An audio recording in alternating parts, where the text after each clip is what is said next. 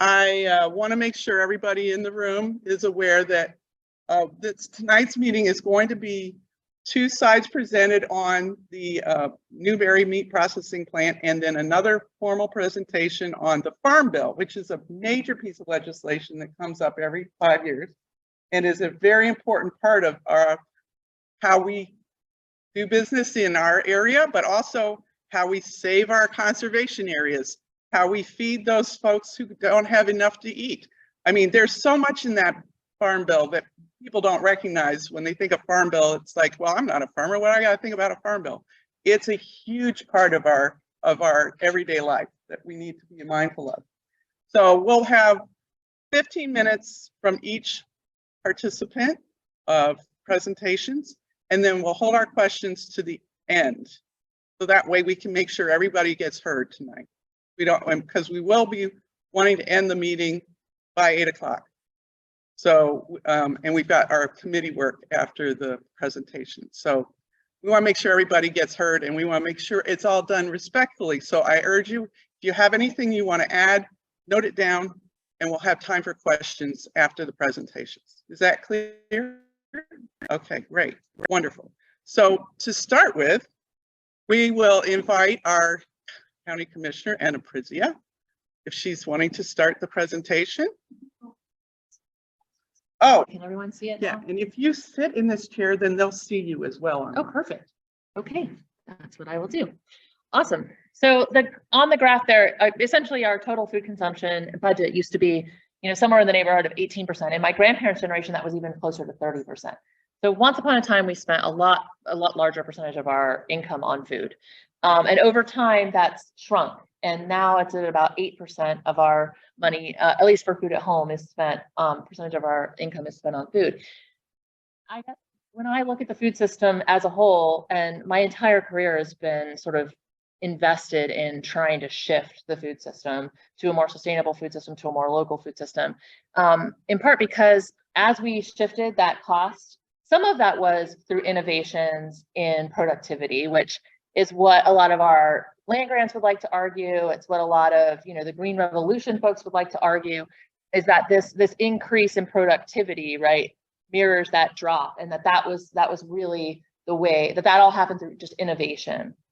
But my argument is really that what happened is that happened because of, I can't figure this out, because we externalize those costs. We externalize those costs to a lot of different places. And one of the major places that we externalize those costs was to our environment. We started, basically mining our natural resources in the form of food by growing these large monocultures and then shipping them out to places all over the world. And that's shipping our soil and water resources all over the world. Our water quality and our water quantity is suffering in large part due to large-scale industrial agriculture. Native species have been wiped out as we've seen industrial agriculture and monoculture sort of farming take hold. And we're really seeing that their approach to farming using fossil fuel-based fertilizers and like heavy tilling type strategies and confinement feeding operations is creating major components of climate change.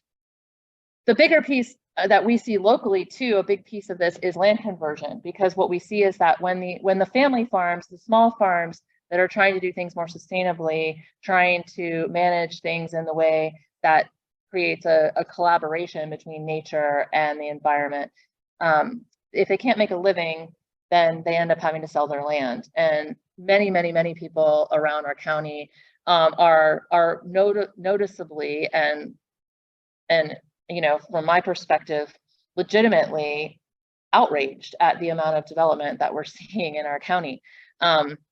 I could talk all day about that, and I'm happy to come back and talk someday about our comprehensive plan and how we're trying to do our best to limit growth. But the reality is that, if a farmer can't make money farming, he's going to sell his land to a developer, and private property rights are tantamount in the state of Florida.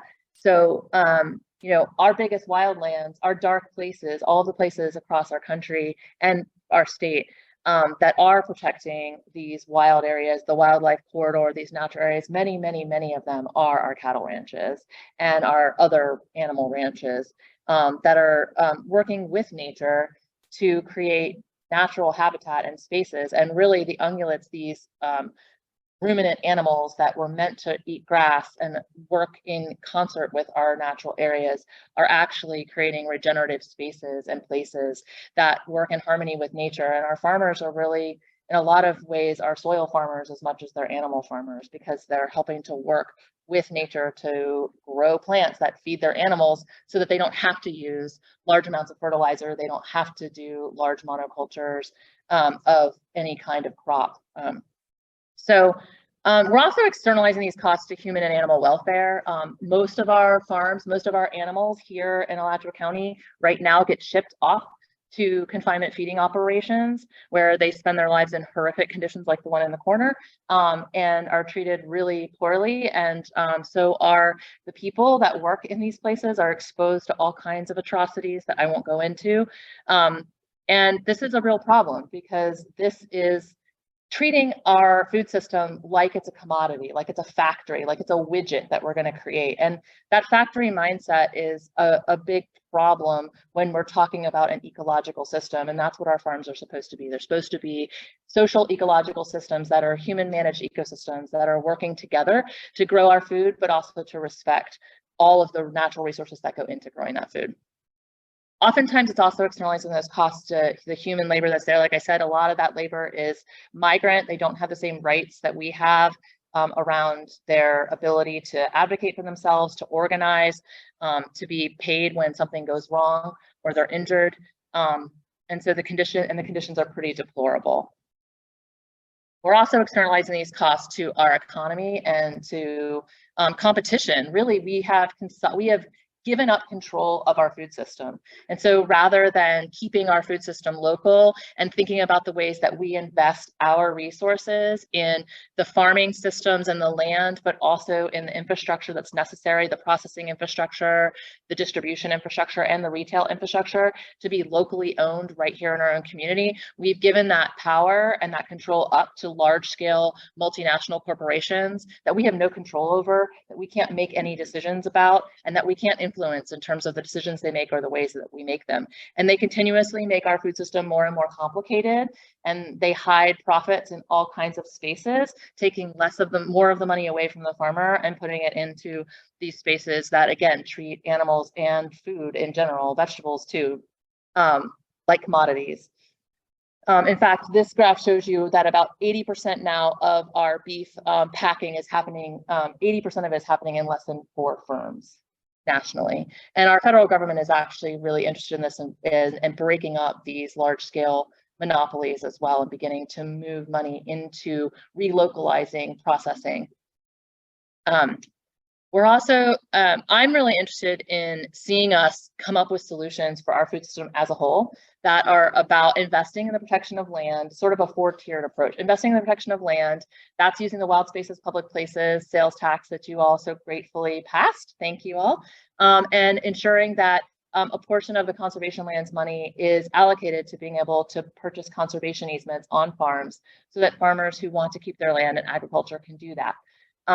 But nobody's going to sell a conservation easement on their land and give up their development rights if they don't think they can make money. So the second is investing in farmers and regenerative agriculture in ways that allow them to build their farms to gain access to these direct markets. That's about diversification of their markets, but also about being able to invest in infrastructure for processing and distribution, which is why this meat processing facility is so important. The majority of our farmers in Alachua County are cattle, goat, and sheep ranchers. Like, that is the predominant agriculture. In fact, we're 7th in the state in terms of cattle.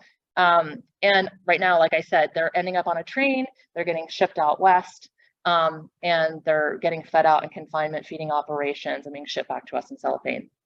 If we have infrastructure processing here, they can live their lives on pasture. They can be treated with kindness and respect, like and live their natural lives the way that cows are traditionally meant to, as are goats and sheep and pigs, and then be processed here locally, providing jobs and opportunity for us to be able to input our values and our ideas.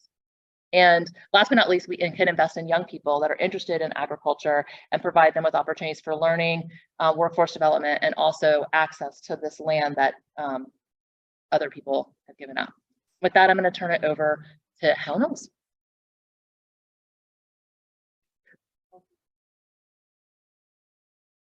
All right, good evening, everyone. My name is Hal Knowles. I'm a lecturer and a change agent here at the University of Florida in the program for sustainability in the built environment. My background's in both green building and in systems ecology.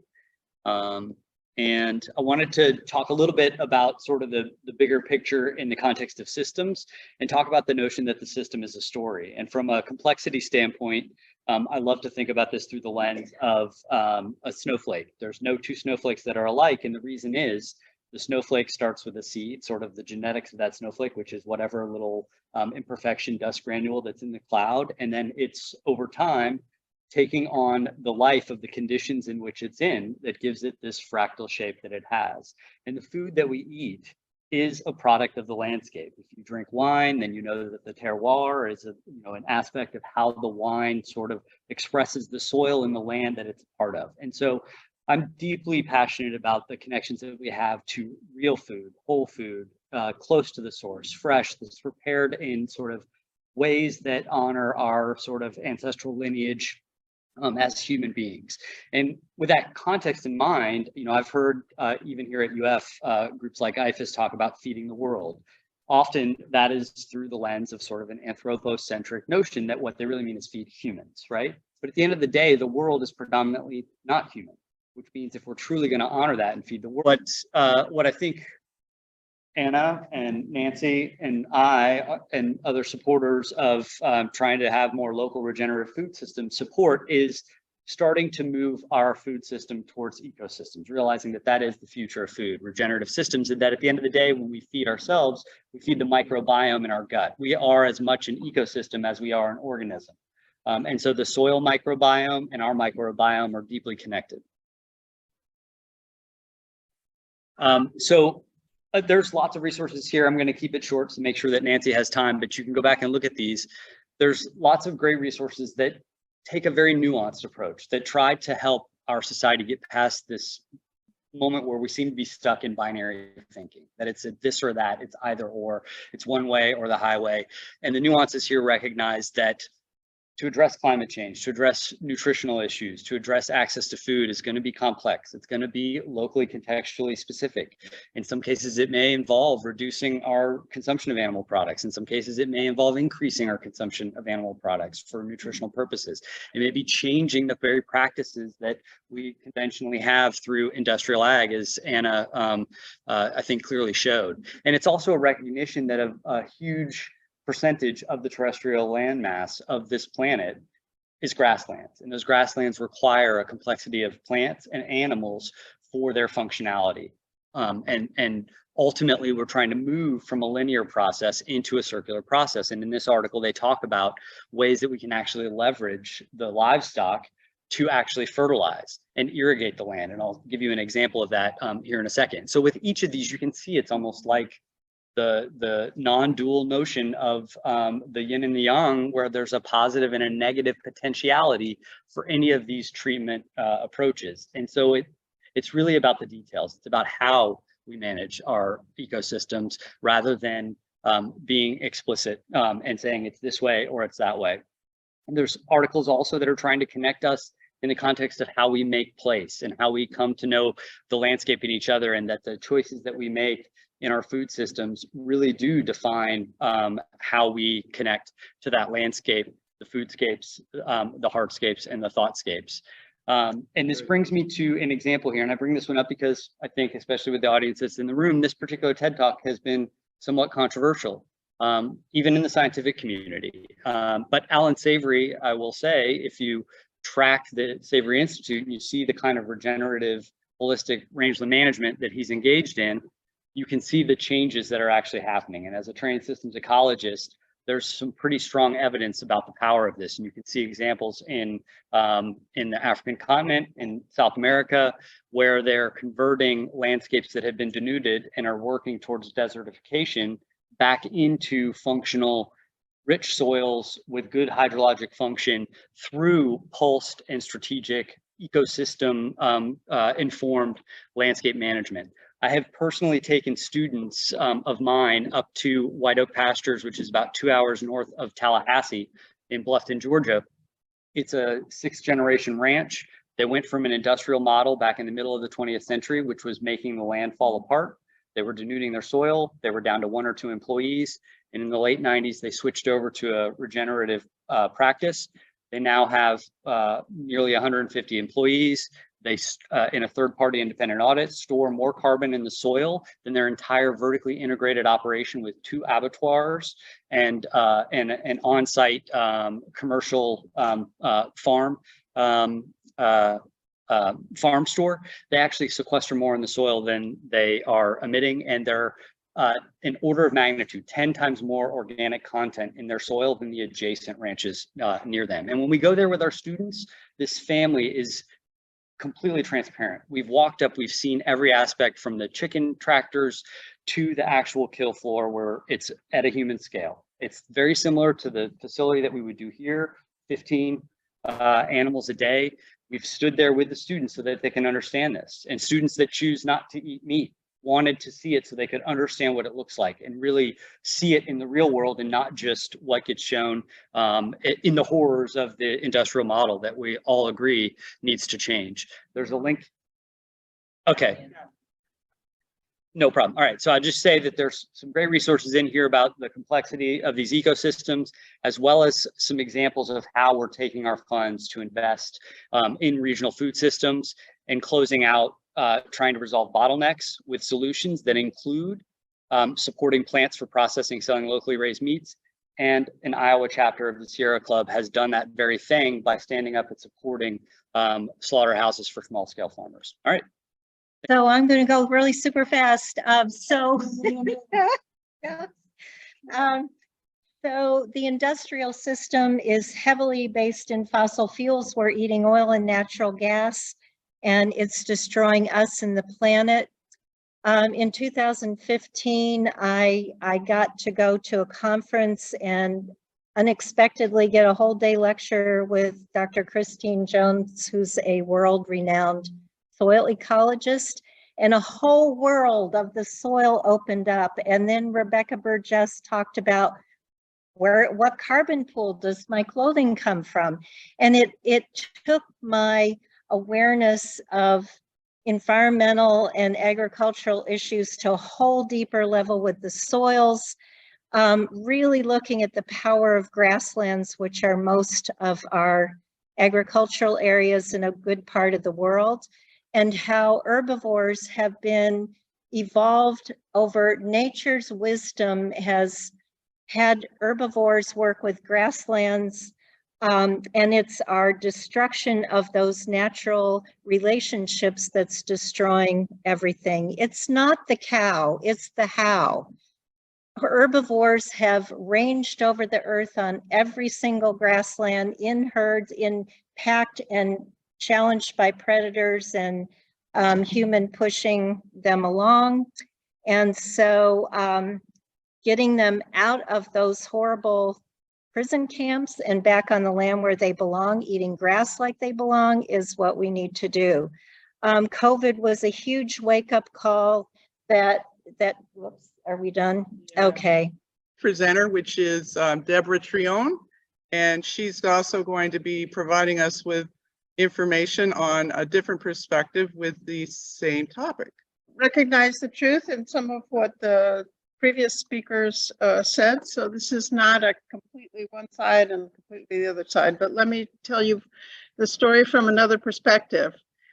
We must find a way to drastically lower our sky-high consumption of meat.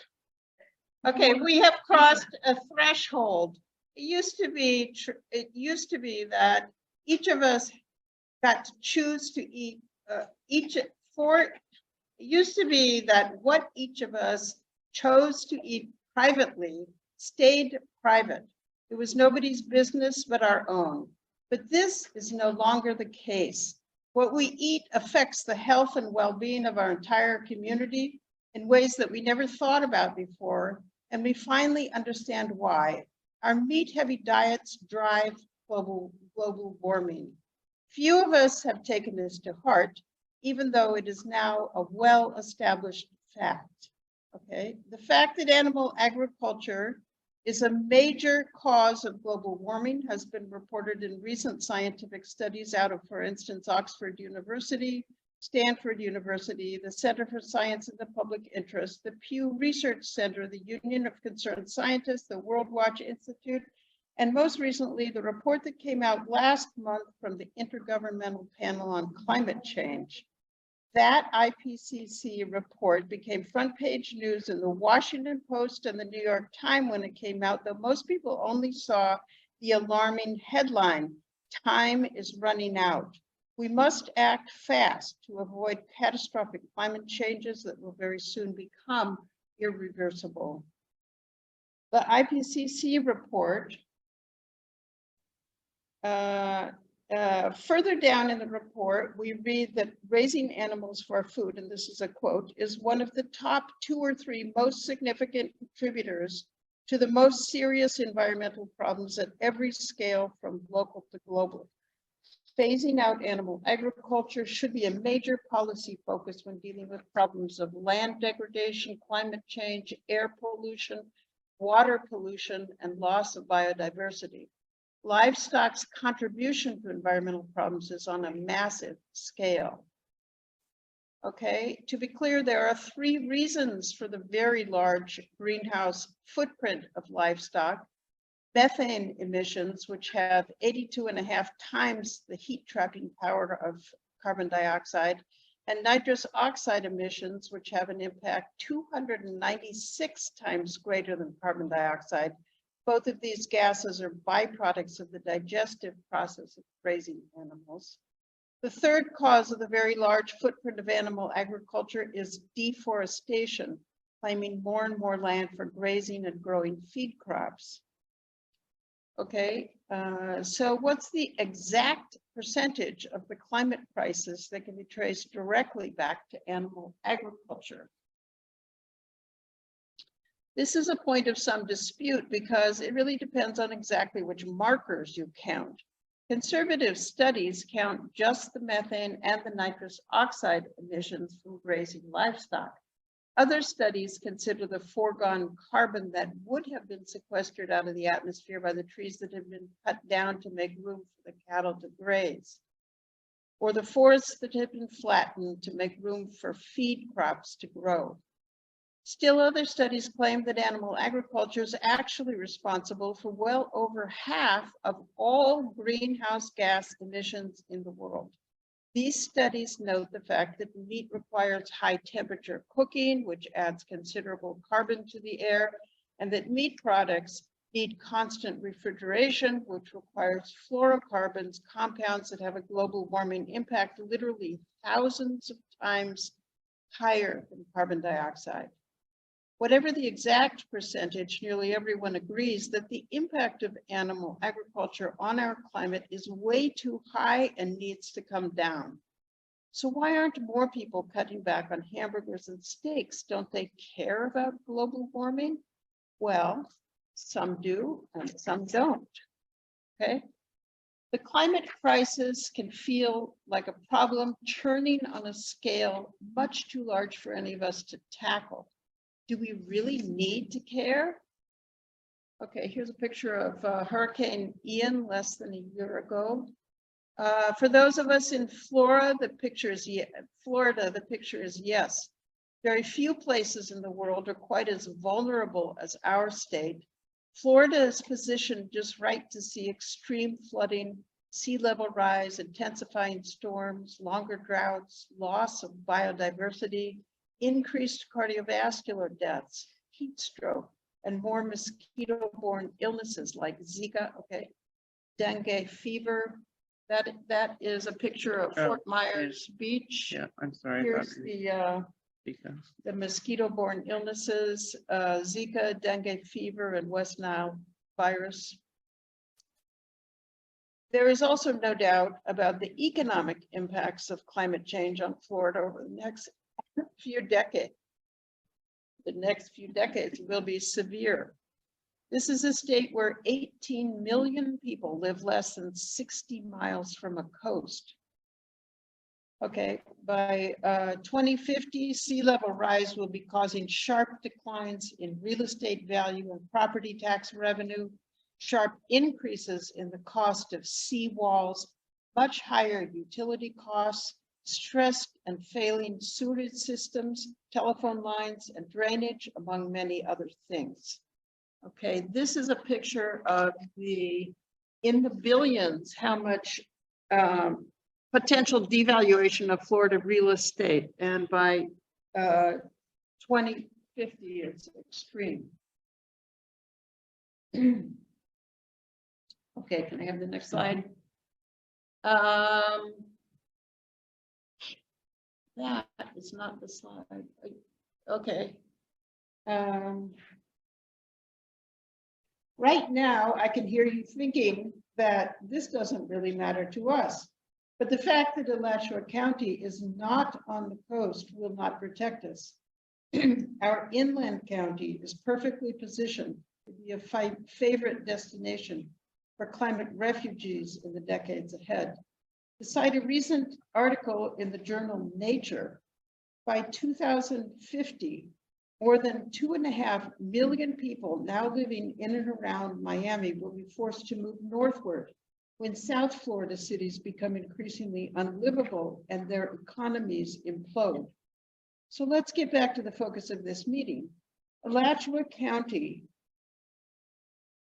received a large grant from the Federal American Rescue Plan Act, and the commissioners want to spend $2.5 million on a local slaughterhouse and meat processing facility paid for with tax dollars.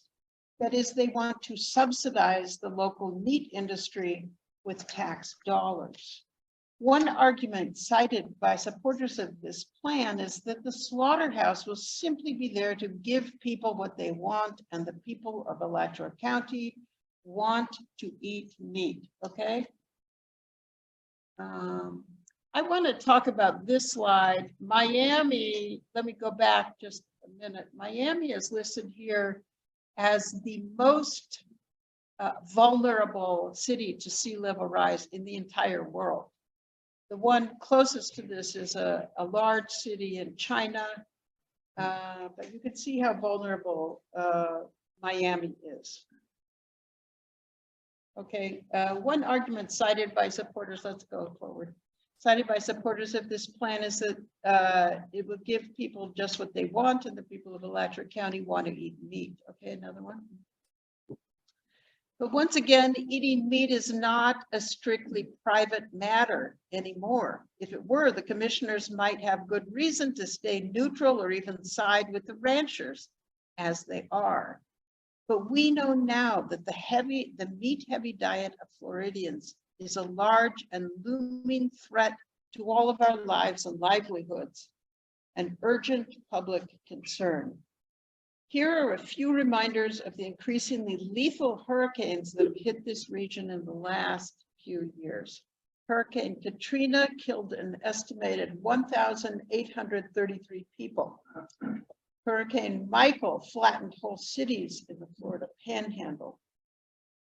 Our county commission needs to use better foresight and wisdom instead of driving us forward by looking in the rearview mirror. The character of our county is changing, and it will change dramatically over the next few decades, with or without the slaughterhouse. Right now, there is an urgent public need for elected officials in this county to adopt strategies and allot resources to the effort to drastically reduce our per capita consumption of meat. This is a goal in line with recommendations put out this year by the medical journal, The Lancet. The authors of this much cited report estimate that Americans eat 6 times as much meat as they should. A healthy diet could include, they say, half an ounce of beef or lamb a day and no more. The authors also recommend quadrupling our consumption of whole grains, fruits, nuts, vegetables, and legumes. The county commission needs to partner with other local organizations like the Sierra Club to promote a more plant-friendly diet. The Alachua County Commission could launch educational campaigns focused on correcting a few of the most pernicious myths about plant-based diets. Okay. First myth, plant-based diets lack protein and nutrients we need. Okay, go back. Can you go back to that picture of the waitress? Mhm. If you've ever been to a restaurant, they usually ask if you order a salad, would you like protein with that? By which they mean, would you like some meat? And she probably, that waitress has not seen the following slide. Can you see the Okay. following slide? This is a list of vegan proteins, some of which I'm going to show you a slide where kidney beans, which are way, 4.8. which are approximately comparable to beef. There are many plants that have even more protein in them. Okay, so let's go on to the next one. The second myth, plant-based foods are expensive. Yeah, 3 more This, minutes. what's that? I said you have 3 more minutes. I'm sorry. Okay. This is a widespread myth that I actually heard one of the county commissioners repeat during a public meeting last month. Truth is that plant-based diets are the least expensive way to eat well. Multiple studies show that in the US, switching to a plant-based diet will likely reduce your monthly food bill by 1/3. It's worth noting that the vast majority of foods and nearly all spices are plant-based. Okay, let's go forward. This is a great slide, but I'm not going to dwell on it. Here are a few examples of what plant-based meals prepared well look like. Just keep going. Let's go through this. These are all plant-based, and then I'm going to just shame on all of us if the county moves forward with its plan to subsidize a local slaughterhouse without putting at least the same resources into a plan to promote plant-based diets. Without a commitment from elected officials, we all look like tragic fools in a story that cannot end well for any of us. Let's work together to bring meat consumption down. Okay, thank you all. Nancy Darren is here to help present on the Farm Bill 2023. This is a very important piece of legislation that she is going to explain to us all Well, and then this was, I was in the about last 10 minute minutes. substitute here, so Yeah, I will just do a very brief overview here. So next.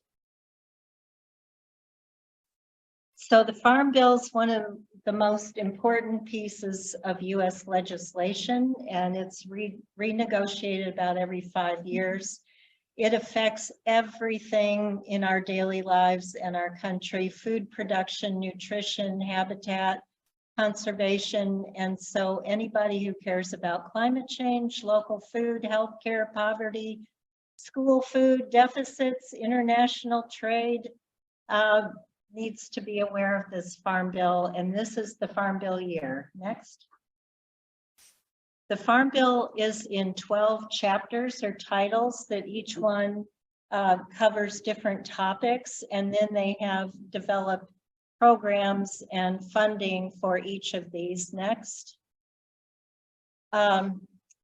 Most farm bills fall into nutrition, commodities, crop insurance, and conservation.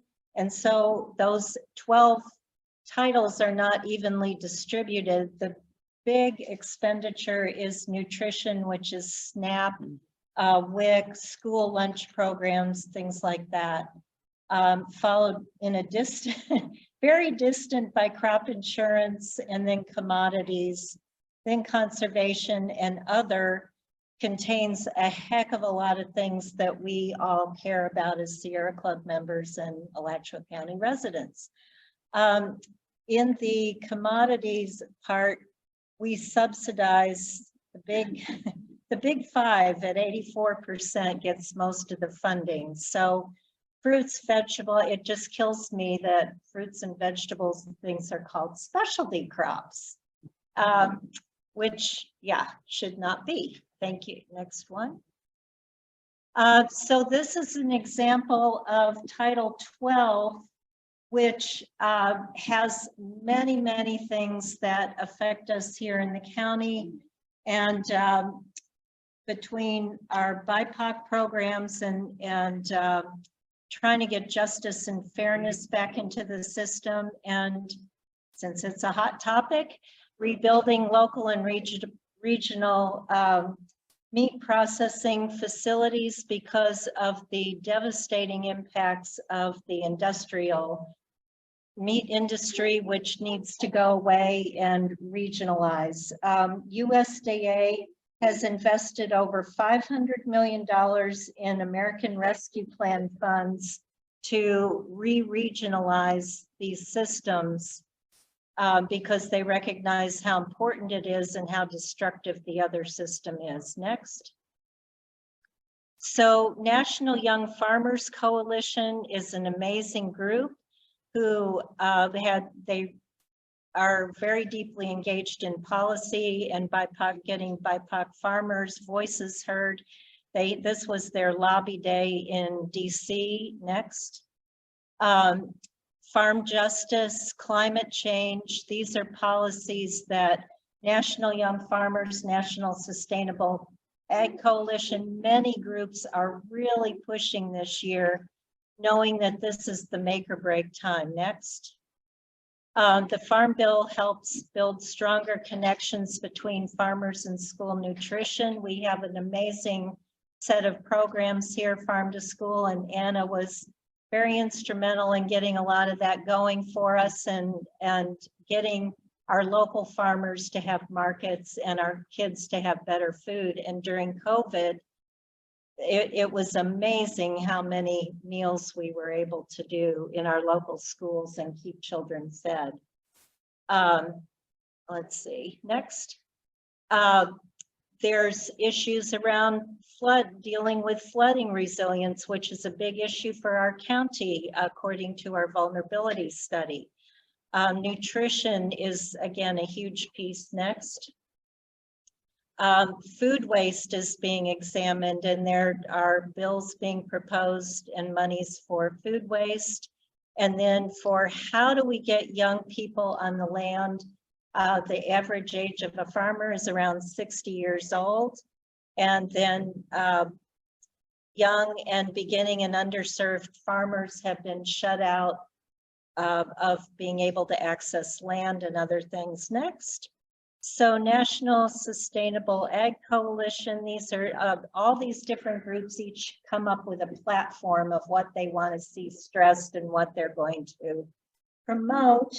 And racial equity and climate resilient futures are two that this organization is promoting. And next. The Federation of Southern Cooperatives has a whole racial justice and Black land access set of priorities. Next. Many groups are looking at water quality and revising the crop insurance program, which right now goes mostly to the big commodity farmers and shuts out many of the smaller farmers like in our area.